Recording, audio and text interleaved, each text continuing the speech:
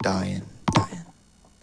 कई लोगों का मानना है कि ये चीज़ एग्जिस्ट ही नहीं करती, और कोई लोग कहते हैं ये तो बहुत अंधविश्वास है, लेकिन कई लोगों का मानना है कि नहीं, ये रियल लाइफ में भी एग्जिस्ट करती है।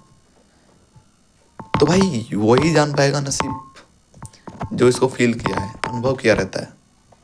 तो मैं आपको कुछ ऐसे ही एक परिवार के बारे में बताने वाला हूँ जिसने ये अनुभव किया है कि डायन जो होती है वो किसी के ऊपर चढ़ जाती है तो 7 जन्म के बाद ही नहीं छोड़ती। तो मैं आपको 1 बाय 1 एक्सप्लेन करके बताने वाला हूँ।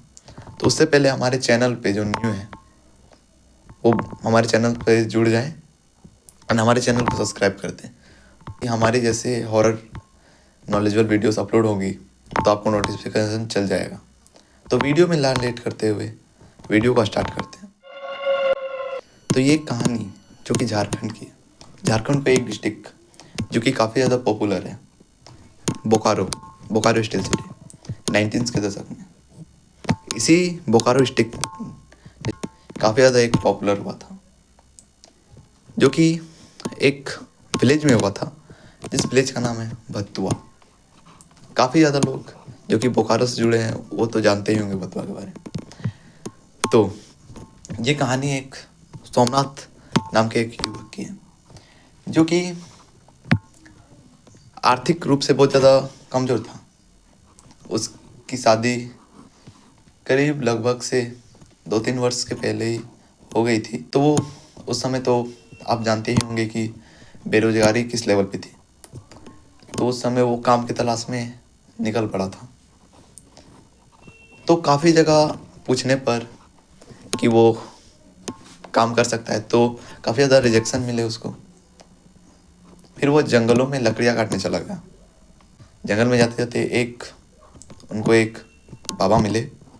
वो उन्हें एक सजेशन दिए कि जाओ कि एक जंगल में उस पार एक टूटा फूटा स्कूल मिलेगा अभी, जो कि खंडहर का हालत में है, तो उसी में जाने बोलते हैं।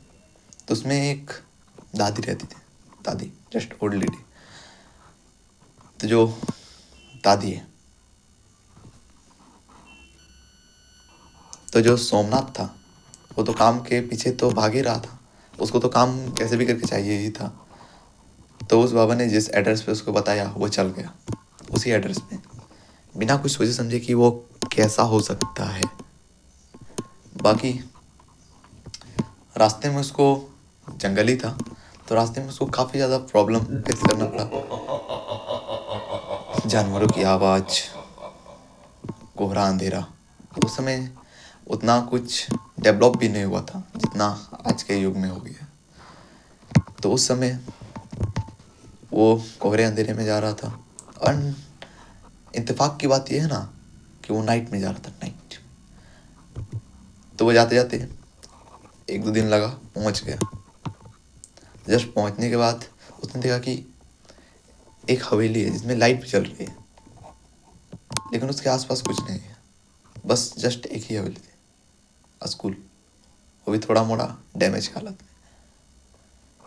तो जिस एड्रेस में सोमनाथ को उस बाबा ने बताया था उस एड्रेस में वो जाने लगा।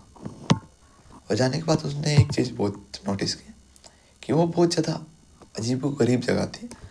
मतलब वहाँ से बहुत ज़्यादा गंदी स्मेल्स आ रही थी, चाहे कुछ होगा, कोई मरा हुआ जंतु, जीव जंतु, तो उसका बहुत ज़्यादा गंदा स्मेल आ रहा था।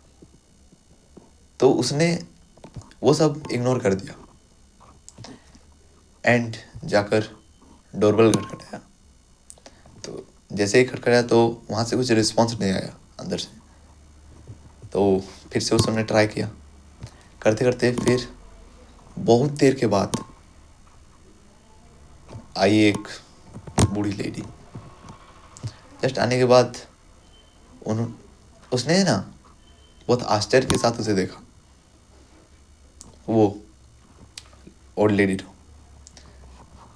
तो सबसे पहले वो ओल्ड लेडी पूछी कि क्या काम है तुमको। तो सोमनाथ तो अभी काम की तलाश में था। तो सोमनाथ बोला कि जस्ट मैं राजमिस्त्री का काम करता हूँ, आपको जस्ट मुझे एक बाबा ने आपका एड्रेस दिया है, आपको कुछ काम है तो बोलिए। तो वो एक जो बूढ़ी लेडी थी उन्होंने बताया कि कुछ मेरी शर्तें हैं इसको तुम मानते हो तो मैं तुमको काम के बदले काफ़ी अच्छा पैसा दूंगी, उसके 2 गुना, और काम खत्म होने पर एडवांस भी दे दूंगी बोनस के रूप में। तो सोमनाथ काफ़ी खुश हो गया, लेकिन शर्त भी कुछ अटपटांग सा था। जो सोमनाथ की जो फर्स्ट शर्त थी, जो वो ओल्ड लेडी की सोमनाथ के प्रति, तो जो उसका फर्स्ट शर्त था वो था कि घर में किसी भी चीज़ को वो हाथ नहीं लगाएगा। जो भी काम है उसका बाहर में, बाकी जो नाइट में वो सोएगा वो घर के अंदर ही, लेकिन घर का सामान को हाथ नहीं लगाना है। थोड़ा सोमनाथ सोचा कि ऐसा क्यों, फिर भी वो इग्नोर कर दिया इसी बात को। फिर जो उस दादी माँ का सेकंड था कि ज़्यादा मुझसे क्वेश्चन मत पूछना कि ये क्यों रखा है क्यों नहीं। जस्ट वो गुस्साई था ना, तब उसने तो बहुत ज़्यादा चीज़ नोटिस की कि आसपास काफ़ी ज़्यादा डॉल्स पड़ी हुई हैं। फिर भी वो, डर तो उसको भी लग रहा था, जाहिर सी बात है डर तो लगना है, फिर भी वो डरा नहीं, क्योंकि था तो उसका बहुत ज़्यादा पैसे की ज़रूरत, और पैसे जरूर सी बात है उसे पैसे की ज़रूरत होगी, तो वो फिर भी डरा नहीं। बाकी काम पर अगले दिन से उस दादी माँ ने उसको कुछ पैसे दिए एडवांस में और काम पे लगा दिया। तो कुछ दिनों के बाद, जैसे 15-20 दिन के बाद, जब वो काम ख़त्म हुआ, वो राजमिस्त्री था, कुआं वुआं बनाया, चारों तरफ मतलब घेराव किया, तो जस्ट उसका काम ख़त्म हुआ तो दादी माँ ने उसको पैसा दे दिया और बोला कि ये जो पोटली है ना, उसको गांव के एक आदमी को देना है। लेकिन उस दादी माँ ने उसे ये भी बोला कि ये पोटली खोल के भी मत देखना, नहीं तो बहुत ही अजीब गरीब हो जाएगा तुम्हारे साथ। तो फिर सोमनाथ ने सोचा कि क्या अजीब गरीब हो जाएगा। ये सोचते सोचते थोड़ा होता है ना, कोई भी, जैसे कि हम लोग को कोई भी चीज़ मिलता है तो हम लोग बहुत ज़्यादा थिंकिंग करने लगते हैं कि इसमें क्या होगा, एक्सपेक्टेशन अपने आप से सोचने लगते हैं। तो वो भी सोच रहा था, फिर भी उन्होंने बोला था कि नहीं, तो वो उसको खोल के नहीं देखा। जस्ट वो जा ही रहा था तो फिर से उसे वो साधु बाबा मिले, तो उन्होंने बोले काम हो गया। तब सोमनाथ बोला हाँ। तो उस समय वो साधु बाबा थोड़ा अजीब व गरीब कर रहे थे, मतलब दूसरे टाइप में चस पी रहे थे, कांचा बैठ के, थोड़ा गोरी टाइप का थे, आया पी रहे थे। तो सोमनाथ से उन्होंने कहा कि लिया क्या। सोमनाथ बोले नहीं नहीं, पहले तो उन्होंने नहीं नहीं बोला, फिर बाबा के ज़्यादा बोलने पर उन्होंने ले लिया। तो लेने के बाद वो बाबा बोले कि छोड़ देंगे हम तुमको घर तक। तब सोमनाथ बोला नहीं नहीं, हम चल जाएंगे। तो बोला ठीक है चल जाओ। तो सोमनाथ जैसे ही घर गया तो वो पोटली को छुपा रहा था अपनी पत्नी के सामने, और जो पैसे थे वो उन्होंने अपनी पत्नी को दे दिया था, और जो पोटली था वो अपने पास ही रखा था सोमनाथ। जस्ट वो अपने घर में सोया था। तो जो सोमनाथ की पत्नी थी नीलावती, वो भी कुछ सोच रही थी कि क्या हो सकता है क्या हो सकता है, थोड़ी चंचल टाइप की थी। जस्ट सोमनाथ अपने जैसे सोया था तो बिस्तर के बगल में रखा था पोटली तो उसने खोल के देखा नीलावती ने, तो लिटरली भाई उसमें नीलावती खुद थी।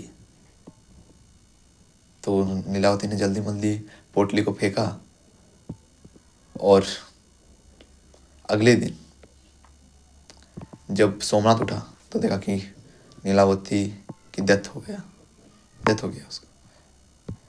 वो बहुत ज़्यादा शॉक हो गया था। फिर उसने देखा कि पोटली तो उसका साइड में है। तब सोमनाथ ने उसे देखा तो देखा कि उसमें नीलावती थी। थोड़ा उसको तब सब पता चल गया कि वो कैसे क्यों हुआ कैसे हुआ। तो फिर जो सोमनाथ था वो दादी माँ ने जिस एड्रेस पे उसको देने को बोला था वो दे दिया पोटली को। तो फिर दिया तो जो उस गांव का जिसको दिया पूछ रहा कि ये तुमको कौन भेज दिया। तो वो बोला कि एक दादी माँ है वहाँ पर खंडहर जैसे इलाके में रहती है, उसने भेजा। तो उसने खोल के देखा भाई, तो देखा कि उसको जो भेजा था उसका भी जो छोटा मोटा डॉल टाइप का रहता है ना, उसमें भी वही था जिसको भेजा था। तो वो देख के शौक हो गया, तो बोला कि मैंने लूँगा ये पोटली को, और सोमनाथ को ही दे दिया। तो सोमनाथ तो डिप्रेशन में चल गया था, देखा कि अपनी पत्नी को खो गया है ऐसे हालत में। वो घर के बाहर ही फूट फूट के रोने लगा और पोटली को भी फेंक दिया और दौड़े दौड़े घर की ओर चला गया, और जो नीलावती थी उसके सामने जाकर रोने लगा। तो अब रोने से तो कुछ काम बनने वाला नहीं था। तो फिर सोमनाथ ने एक चीज नोटिस किया कि जहाँ पर वो सोया था उसके बगल में फिर से वो पोटली आ गई है। सोमनाथ डर के मारे हक्का बक्का हो गया। फिर उसने घर के बाहर निकल कर देखा तो वही बूढ़ी दादी माँ एक पेड़ के पीछे छुप के उसे देख रही थी और जरा सा स्माइल कर रही थी। सोमनाथ को तो फिर और भी ज़्यादा डर लग गया, फिर वह सुसाइड कर लिया।